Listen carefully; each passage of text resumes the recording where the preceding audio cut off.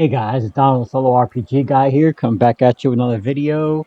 Today's video, we're going to go over the advancement rules and the downtime activities that they go over in the Suede Savage Worlds Adventure Edition. First, we're going to talk about advancement.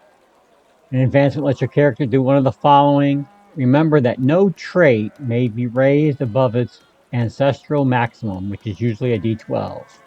First thing they can do is gain a new edge. They can increase a skill that is equal to or greater than its linked attribute by one type. They can increase two skills that are lower than their linked attribute by one die type each, or learn new skills they didn't have before at a D4. They can increase one attribute die by one die type. This option can only be taken once per rank, and I'll show you the rank here in a second. Except for legendary characters, which may raise an attribute every other advance up to their ancestral maximum. The other thing they can do is they can permanently remove a minor hindrance or reduce a major hindrance to a minor, if at all possible, with the GM's permission. Of course, I'm playing solo, so we'll just use what makes sense in that particular case. As it states here, a character gains advances, or as they gain advances, they go up in rank. This is a rough measure of how powerful they are. Each rank allows access to more powerful edges and certain abilities such as powers. As you can see here, the rank structure is real simple. 0 to 3 advances, you're a novice, which is where our party is still currently at. 4 to 7 advances makes you seasoned. 8 to 11, a veteran. 12 to 15, heroic. And more than 16 advances make you legendary. So when do you advance your character? Quite frankly, whenever you feel like it. It gives here suggestions for short campaigns at a DM and advance character once per session. If I want a slow campaign, once every 2 or 3 sessions, or really fast or one shot, you can even advance between sessions. Since our characters completed their goal in the first mission, I felt that they deserved an advancement. So they each received one advancement. Real quick, we're going to go over the downtime activities. First one listed here is carouse. Go out there and just socialize with friends, make new ones, cement relationships, make contacts, etc. You spend a certain amount of money in food, drink, and entertainment based on your rank. And in exchange, you gain local favor that you can call on at any time. The greater your rank or overall standing in the community, the greater the favor. Real simple. The next one we call centering. The hero focuses on whatever brings themselves happiness. Quality time with friends, solitary hunt in the forest, riding a horse, painting, reading, writing, just, basically doing whatever that you want. Whatever the activity, the goal is inner peace and happiness.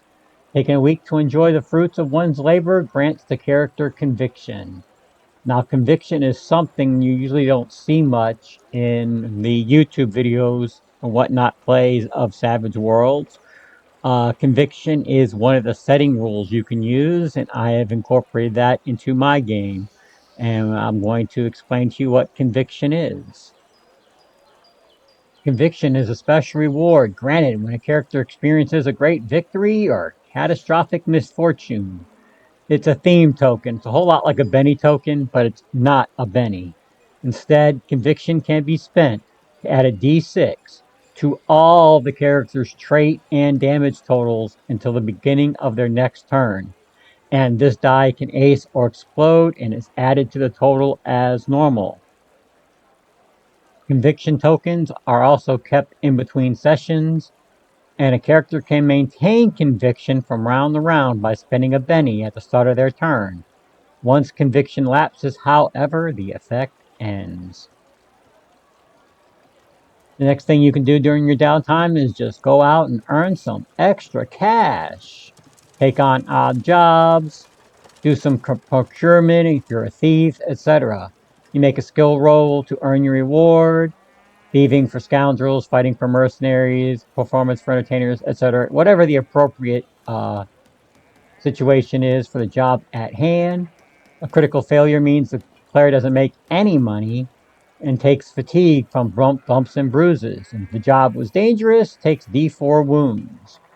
Failure means she doesn't make any money and embarrasses themselves somehow. Of course, if you succeed based on your rank, you will earn a certain amount of gold.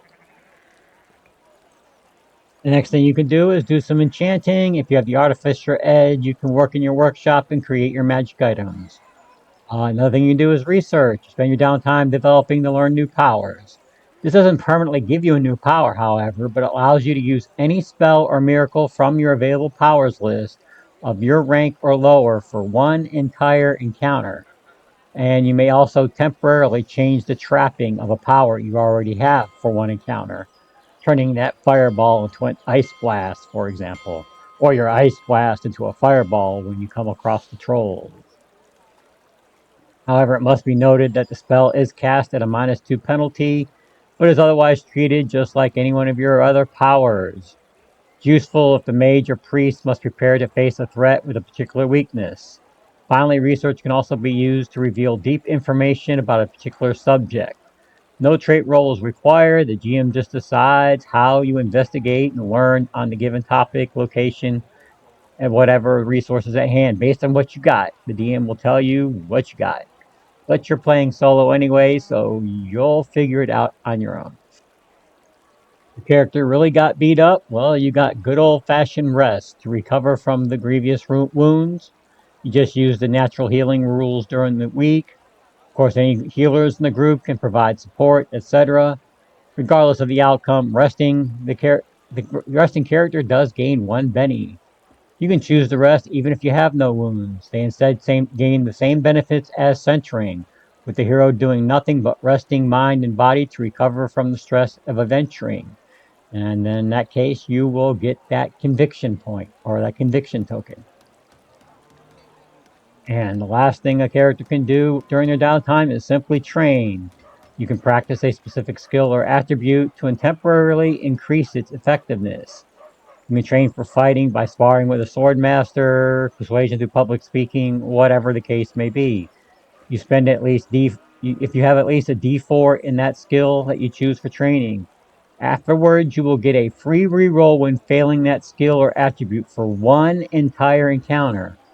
This stack with any other rerolls you might have from other sources, especially with the bennies, and you choose when to activate your rerolls as a free action. If you train again, however, the previous focus is lost. So as far as our characters are concerned, Yvetta raised her spirit to D6, and her downtime activity was to center herself. Uh, she wanted to train, but in my world, arcane spellcasters have to be careful. The Empire does not allow arcane spellcasters to run around freely. All wizards have to register with the Empire and have a bunch of rules and regulations and licenses they got to follow. However, Yvetta is a sorcerer and works outside that realm. However, she can't just openly use her arcane magic unless she somehow can trick people into thinking she's a wizard instead. Of course, most commoners don't know the difference between the two, so that's quite easy on her to do. But she is not licensed to use her magic openly. So she could not train or find someone to train her. So she took center and therefore gained a conviction. Next up is Ibrahim. He advanced his spirit to D6. He trained in the fighting skill, and he spent a lot of money upgrading his armor and weapons to masterwork. So now he can swing a little better and take a wee bit more damage because he's got, or not more damage, but take bigger hits because his toughness increased due to the better armor. Ivy, being affected by the trap that affected her smarts, decided to do some studying and reading and raised her smarts to D6. Her downtime activity was she trained in faith, which was quite easy for her since a Order of the Revealing Light is one of the two religions available in the uh, Keep of Last Hope, or Keep of Last Hope. And she also upgraded her armor and weapons as well to masterwork. And last but not least, we got Cahill.